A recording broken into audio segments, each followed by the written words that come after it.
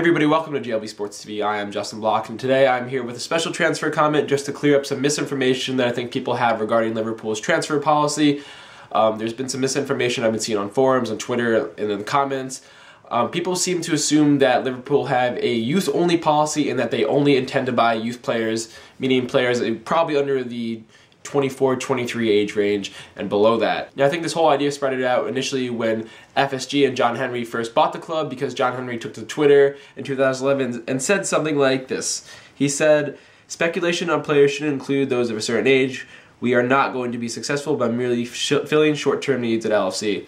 Which was brilliant at the time, but given the rash of transfers that have followed and the lack of initial success and immediate success at Liverpool, that's looked back on as sort of a negative, or by many fans, people look back on that and say, oh man, what the hell is this American thinking? And when he says speculation on players should be those of a certain age, people assume, oh, well, basically anybody 29, or really 27, 29, 28, around that age where players are either in their prime or just about to leave their prime. Now, what he said was backed up with the signing of Jordan Henderson, Joe Allen, Daniel Sturridge, Samed Yessel, even Suarez. Suarez was 23 when Liverpool signed him. These are all younger players that were signed for very high fees and that may not ever really eclipse that or be worth what they were bought for. But I think what John Henry said 2 years ago and what Liverpool are actually practicing are two different things. Now, I'm going to say this based on quotes from Ayre, Liverpool's managing director, and Brendan Rodgers. Now, these are recent quotes that came out in the past 1 to 2 weeks. In a big exclusive to Liverpool Echo, Ayre talked about Liverpool's transfer policy and really talked about how they don't really have a set limit, or there is no youth policy in effect. Now, Ayre said, "If you remember back to the sale of the club, John Henry said we want to win, but we don't just want to win once. We want to build something which keeps winning. If we're going to do that, then we need to do it from the ground up with young players, so that when you start winning, you've got the majority of the group that keep contributing over a long period of time. It is not a policy which is set in stone, but it's an aspiration. We feel if there's a particular position or player who can contribute to the group and is over that sort of age limit, it doesn't mean we won't consider that player. As everyone saw last summer, we renewed deals with many of our senior players. So experience is vital, and we consider more experienced players wherever it makes sense."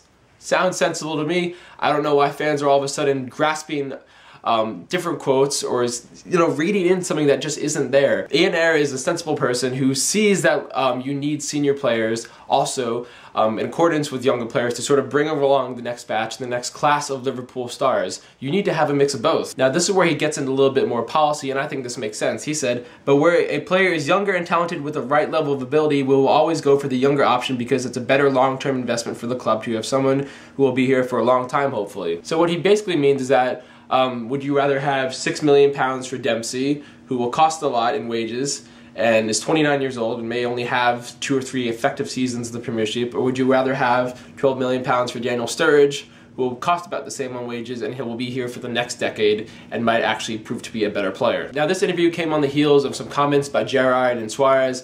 Gerrard said that a youth-only policy is basically no-no, and Luis Suarez had a quote to the effect of, I think the exact thing was, he said younger players win games, but experienced players win championships, which is true. That's completely true. You can't win a championship with a set of 22-year-olds and 20-year-olds on the pitch. It's just not going to happen that way. But when those 20-year-olds and 22-year-olds become 25, 26, that's when you start having great teams. That's what we saw with Rafa Benitez. Alonso and Torres were, I think, 22 and 23 respectively when Rafa bought them. And within a couple years, they were challenging for the title against Manchester United. Even directly mentioned Steven Gerrard's comment. He said, "I thought Steven's comment and the journalism around it were first class. There is no policy at this club of only signing younger players. That is a myth." So there you have it, set in stone. You cannot ignore these quotes. You cannot ignore these simple facts on how Ayre and Brendan Rodgers want to operate the club. Even Brendan Rodgers came out, I think, yesterday and said, when he was pressed on this youth-only policy that people seem to have about Liverpool Football Club, Brendan Rodgers said, and I quote, "If you ask any manager, they will always look for experience that they can develop, but there are certain times when you need that experience." Look at Robin van Persie, for example.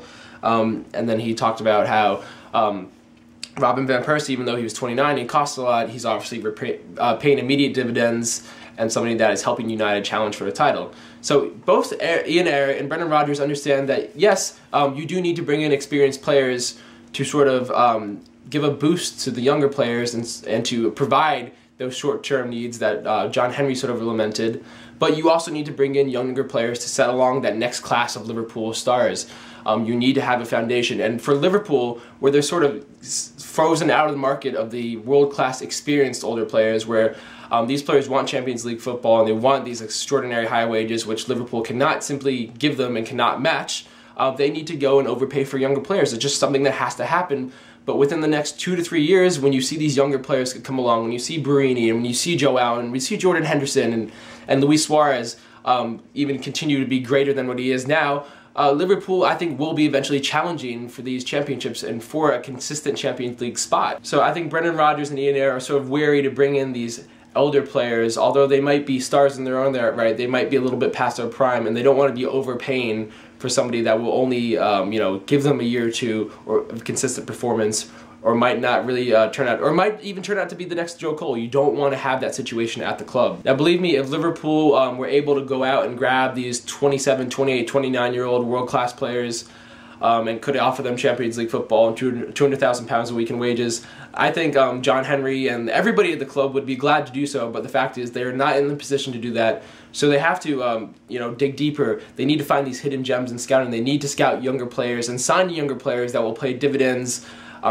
greater in the next 2 to 3 years, and that they can bring along in the present term. Now, I also wanted to address the idea that somehow FSG doesn't have money, they're being cheap, they're not going to go out and sign £30 million players because they don't have the money, they're American, they're not to be trusted, they're going to sold this is all, I think, sort of inbred with mainly I guess people in England or Liverpool fans that are actually from Liverpool, where they don't really trust the American owners because, well, the last owners were American and they ran the club into debt, and these American owners haven't exactly signed the 30, 40 million pound player. They haven't signed the Falcao or the Edison Cavani. But they did sign Suarez, and they did show intent by signing Andy Carroll for £35 million. But if you actually look at the numbers, and my friend Greg Vazone of LFC TV USA actually did so for the site glbsports.tv, he did the numbers, and he found that in the last 2 seasons, Liverpool have averaged a net transfer fees in excess of £33 million, and that is of today.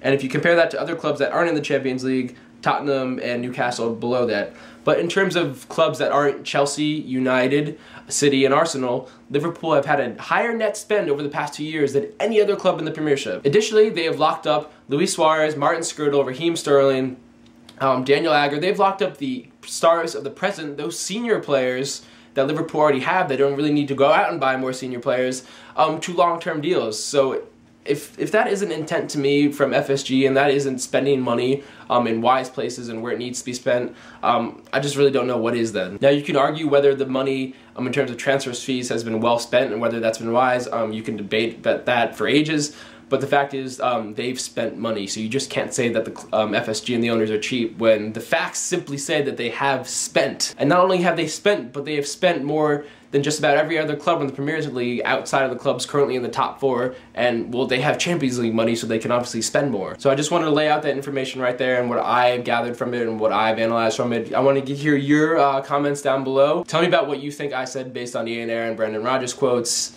and how you think Liverpool are doing as a whole in the past couple transfer windows, and especially this January transfer. So that's all for today, guys. Hope you have a good week. And considering when this video may go up, this might be my last video in the US. I'll be in London next Wednesday for 5 months. See you there, guys.